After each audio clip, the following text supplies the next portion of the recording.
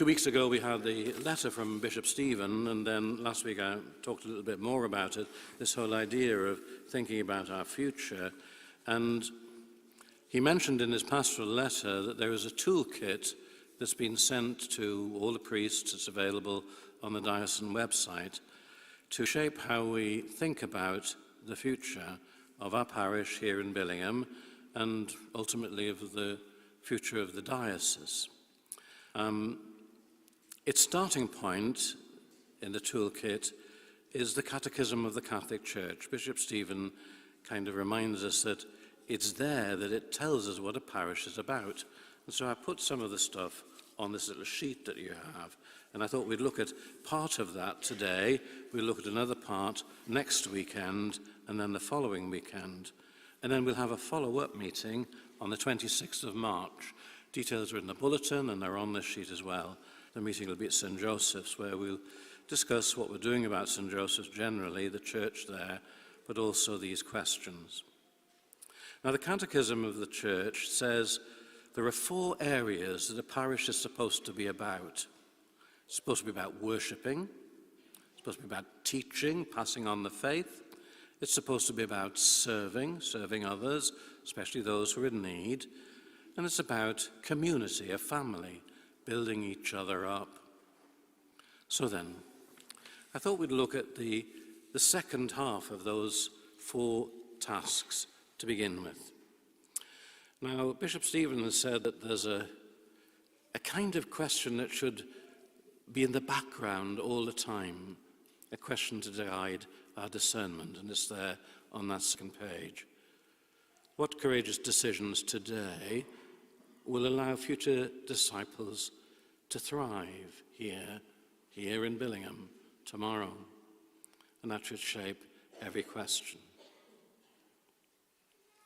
So, 2 areas for us to look at this weekend: serving, sharing Christ's love in action.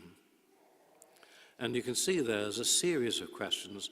I'll just read through them in case you haven't got the sheet to hand, just so you can hear what the questions are.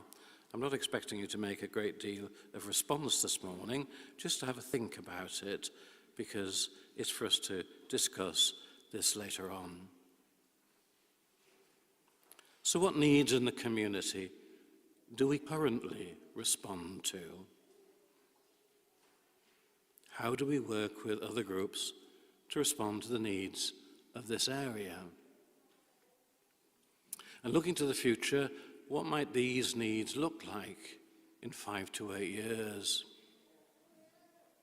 What concrete social action does our community provide for the area? And then, with fewer clergy and volunteers, how are we going to maintain and develop our social action?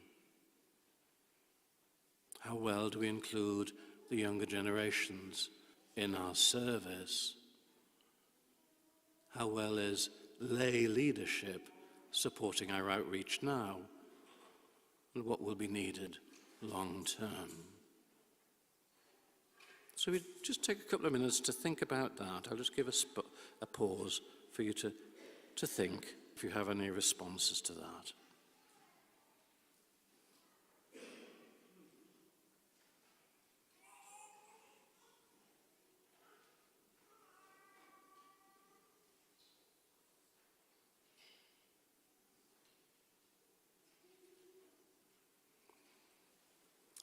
There may be some areas you can think of that we are involved in, but there may be other areas you think, well, more could be done.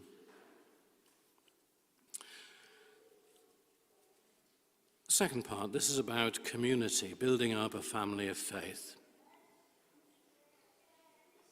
How do people experience welcome and belonging when they come here?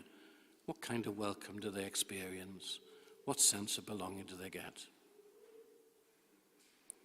In what way do we support the vulnerable, the isolated? And then, what strengthens our resilience, our joy? And what threats might there be to our future vitality? How are decisions and responsibilities shared today? And what patterns of leadership are we going to need in the future? How well do we support priests, deacons, volunteers, and staff today? And what support will be needed for a healthy community in the future?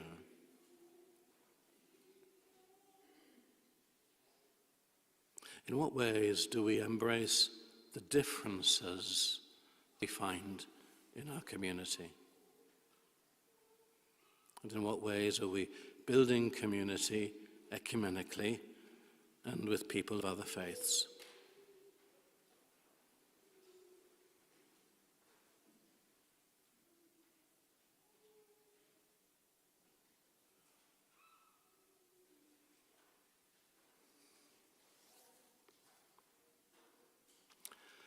I'd like you to think about two questions in particular, or areas that kind of strike me.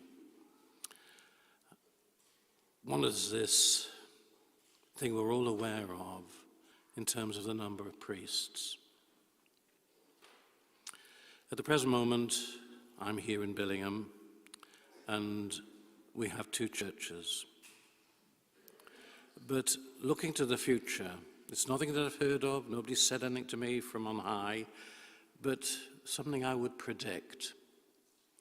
We have to think about what happens when there's one priest between Billingham and Stockton. Just one priest. What's it going to be like? What are we going to do?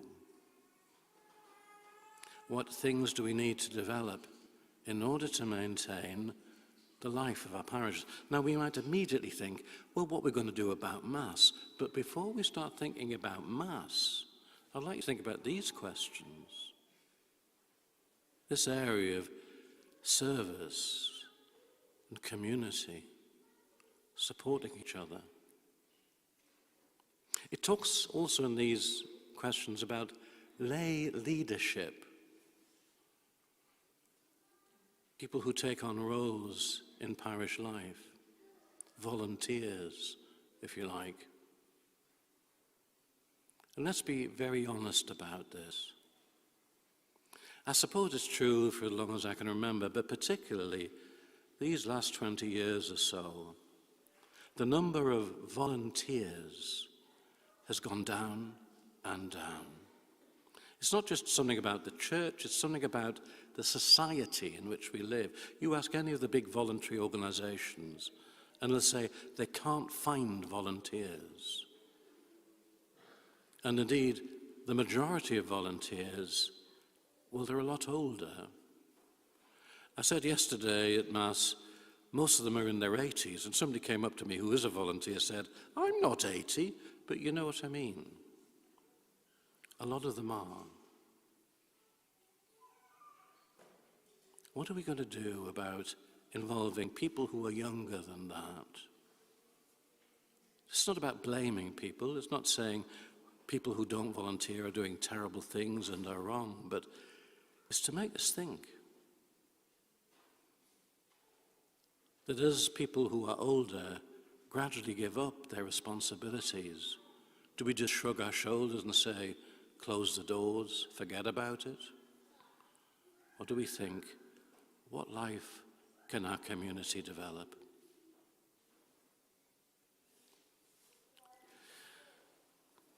You'll have an opportunity to respond to these questions, particularly at that meeting. If you'd like to write something down in response, that's fine. The only thing I would say is, if I receive 200 papers of 3 pages each, to be honest, it's not all going to get in the response that I send in. There has to be a reply made by the 23rd of April. That may seem ages away, but in the meantime, we've got Holy Week and Easter Week, do you know what I mean? And that will crowd in. So it's important that any responses we have are to the point, brief, and in charity, thinking, how can we help? How can we grow and develop? You'll also find that it's going to be on the website. For those of you who access the website, there'll be a way of responding to the questions as well.